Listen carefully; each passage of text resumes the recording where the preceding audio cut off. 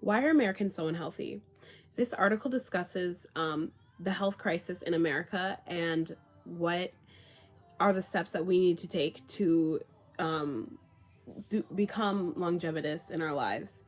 Because the age rate has gone down as we progress in years.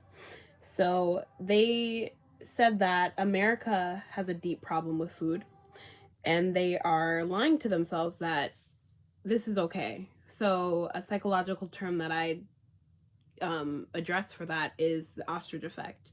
We're kind of hiding our heads in the sand, and we're not realizing, oh, these Doritos, just because they say 50% less fat, they still have fat in them, and compared to a cucumber, we could become healthier with a cucumber than Doritos just because it says 50% less fat. Same with Diet Coke.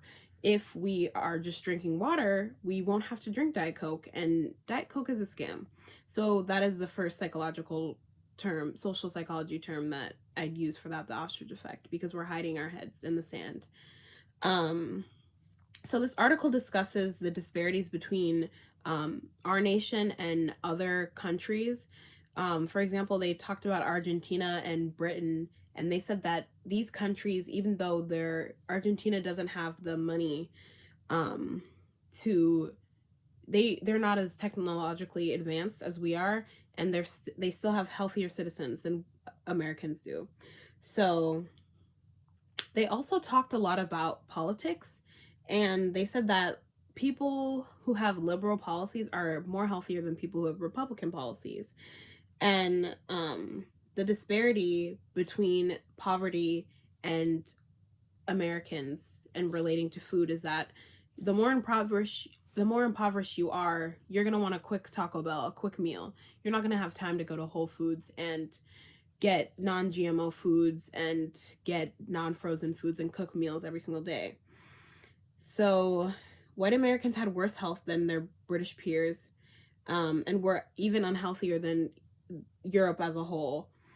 And we spend again more biomedical money for research. So policymakers have again buried their head in the sand and refused to talk about this issue and refused to make changes within our health system, our food system, to better the nation.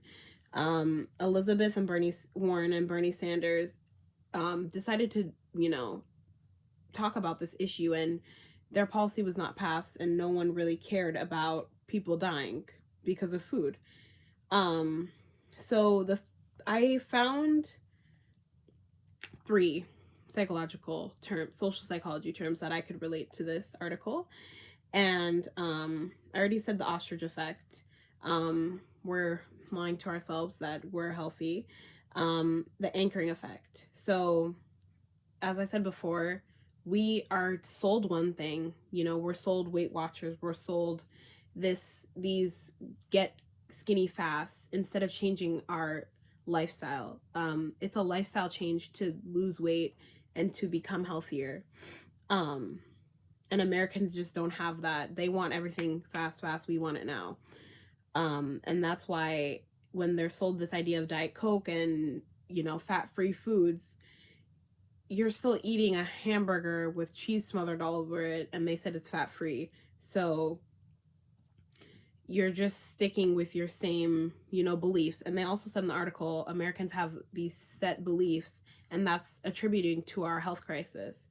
The last social psychology term that I found was downward social comparison. And I found that America has shows like The Biggest Loser, My 600-Pound Life. And all of these Americans watching these shows are like, oh, I'm not that big. I'm not unhealthy. Look at these people. And they kind of make it they over exaggerate these situations. When is the last time you've seen a 600-pound person around? I know they're there, but they over exaggerate this, and then Americans are led to believe, oh, I can live like this because I'm not that big. And I'd say my personal example, I would do that all the time. I would do downward social comparison. Shops like Torrid and other plus size shops, I'd be like, oh, I'm not that big, so it's fine. And I got up to 210 pounds So when you do downward social comparison and you don't think, oh, well, I'm not 600 pounds, I can keep eating chips and pop all day, that is when the health crisis becomes worse. And you don't realize that you can get to 600 pounds. You can become plus size if you keep thinking, oh, I don't look like that, so it's fine. Because when you compare to someone these are over exaggerated human beings, you need to just compare your body to yourself and what's healthy and what is okay with you. So there's a lack of access to healthcare because of wealth disparities and between white and black people. So black people are unable to, African Americans are unable to get access, some are unable to get access to healthcare and healthier foods. So the obesity rate is higher. And the obesity rate is higher in children, again, because they're not choosing their meals. Their parents are. So if your parents are unhealthy, you are going to be unhealthy as well. Lastly, the last point I wanted to bring up is that in this article, it talks about how the American belief of we're the greatest, no one is going to touch us, we're the best, has led to our health crisis. Because if we feel like we're the best and it's a grandiose sense of self and a little bit of a narcissism, then when you see the statistics of other countries and how we are doing much worse than other countries, we realize that America's not the greatest country in the world. And our health is decreasing every year.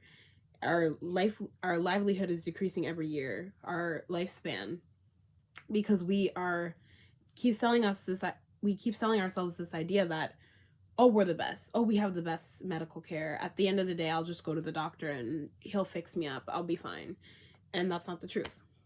So that is why Americans are so unhealthy. Thank you.